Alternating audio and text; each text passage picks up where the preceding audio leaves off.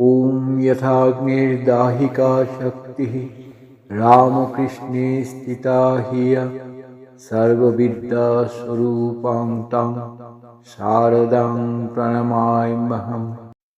নমস্কার। আমরা অনেকেই ভাবি ঈশ্বরকে পেতে হলে বুঝি ঘর বাড়ি ছেড়ে সংসার ত্যাগ করে বনে চলে যেতে হয়। কিন্তু না, এই ব্যস্ত সংসারের চাকা ঘুরিয়েও কিভাবে পরম শান্তি আর আধ্যাত্মিক উন্নতি লাভ করা যায় তার সবচেয়ে সহজ পথ দেখিয়ে গেছেন শ্রীমা সারদা দেবী ও তার আদর্শে অনুপ্রাণিত সাধিকারা। আজ আমরা জানব সেই 5টি মহামূল্যবান উপদেশের কথা, যা আমাদের জীবনকে বদলে দিতে পারে। শেষ পর্যন্ত শুনলে আপনি বুঝতে পারবেন ঈশ্বর আপনার কত কাছে আছেন। সংসারে থাকতে গেলে নানা ধরনের মানুষের সাথে আমাদের মানিয়ে চলতে হয়। কখনো অপমান, কখনো অন্যায়, আবার কখনো প্রিয়জনদের অবহেলা আমাদের মনকে অশান্ত করে তোলে। শ্রীমা সারদা দেবী এই সমস্যার এক অদ্ভুত সমাধান দিয়েছেন। তিনি বলেছেন, ঠাকুর শ্রীরামকৃষ্ণদেব একটা কথা খুব সহজ করে বুঝিয়েছিলেন, স স স। এই 3টি স, যে সয় সেই রয়। অর্থাৎ সংসারে সব কিছু সহ্য করে চলাই হলো টিকে থাকার এবং আধ্যাত্মিক উন্নতির মূল চাবিকাঠি।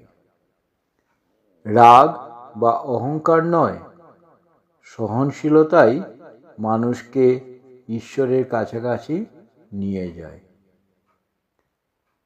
তাহলে ভগবানকে ডাকবো কিভাবে? মা সারদা দেবী বলেছেন, আধ্যাত্মিক সাধনার সবচেয়ে সহজ উপায় হলো ঈশ্বরকে নিজের পরম আত্মীয় বা আপন বলে ভাবা।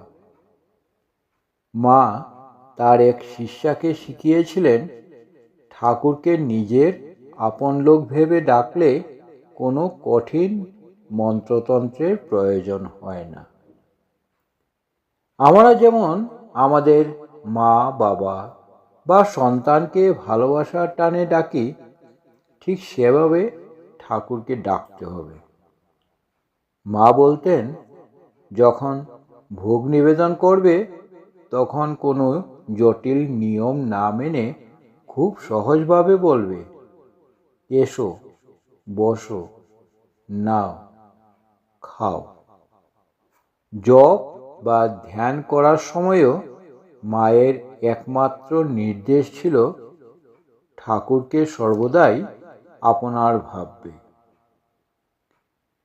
সংসারে নানা রকম প্রতিকূল পরিস্থিতি আসবে, ঝড়ঝাপটাও আসবে, কিন্তু সেই কঠিন সময়েও বিচলিত না হয়ে একমাত্র ঈশ্বরের উপর নির্ভর করাই হলো শ্রেষ্ঠ পথ।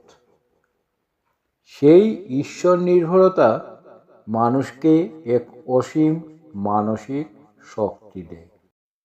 ঠিক যেমন সুধীরা দেবী সরলা দেবীকে চিঠিতে লিখেছিলেন। তিনি লিখেছিলেন, শ্রী ঠাকুরই তোমার একমাত্র আপনার, কেবলমাত্র তারই উপর নির্ভর করবে, আর কোনো কিছু অবলম্বন করো না। যখন আমাদের জীবনে আর কোনো অবলম্বন থাকবে না, তখন জানতে হবে ঈশ্বরই আমাদের শেষ আশ্রয়। তবে এও মনে রাখা উচিত, হাত গুটিয়ে বসে থাকলে ঈশ্বর লাভ হয় না। মা সারদা দেবী বলেছেন, এই দুর্লভ মনুষ্য জন্ম সার্থক করতে হলে অলসতা ত্যাগ করে ভগবানকে ডাকতে হবে। তার অমোঘ বাণী, খাটতে হয়, না খাটলে কিছু হয় না। অর্থাৎ অলসভাবে দিন না কাটিয়ে নিয়মিত জপ, ধ্যান, প্রার্থনা এবং ঈশ্বর চিন্তায় শ্রম দেওয়া অত্যন্ত প্রয়োজন। আমাদের আন্তরিক পরিশ্রমই ঈশ্বরের কৃপা টেনে আনবে। আধ্যাত্মিক জীবনের আসল লক্ষ্য হল মনের সব সংকীর্ণতা ও স্বার্থপরতা ত্যাগ করা, সবাইকে নিজের বলে জড়িয়ে ধরা। শ্রী মায়ের ভাবাদর্শে দীক্ষিত সরলা দেবী, যিনি প্রব্রাজিকা ভারতী প্রাণা নামে পরিচিত, তার শেষ উপদেশ ছিল, কেউ পর নয় মা, জগৎ তোমার। এই পৃথিবীতে কেউই পর নয়, সবাই আমাদের আত্মার আত্মীয়। সবাইকে নিজের বলে ভাবার এই উদার মনোভাব ঈশ্বরের কাছে পৌঁছানোর পথকে সবচেয়ে প্রশস্ত করে তোলে। এক কথায় বলতে গেলে আমাদের পরম সহিষ্ণুতা অবলম্বন করা, ঈশ্বরকে নিজের পরম আপন ভাবা, অলসতা ত্যাগ করে নিরলস সাধন করা এবং জগতের সবাইকে নিজের বলে গ্রহণ করা। হ্যাঁ, এই কয়েকটি সাধারণ অথচ গভীর অভ্যাসের মাধ্যমেই একজন সাধারণ গৃহী সংসারের চার দেওয়ালে থেকেও সর্বোচ্চ আধ্যাত্মিকতা এবং ঈশ্বর প্রাপ্তি অর্জন করতে পারে। এর জন্যে বনবাসের প্রয়োজন নেই, প্রয়োজন কেবল অন্তরের রূপান্তরের।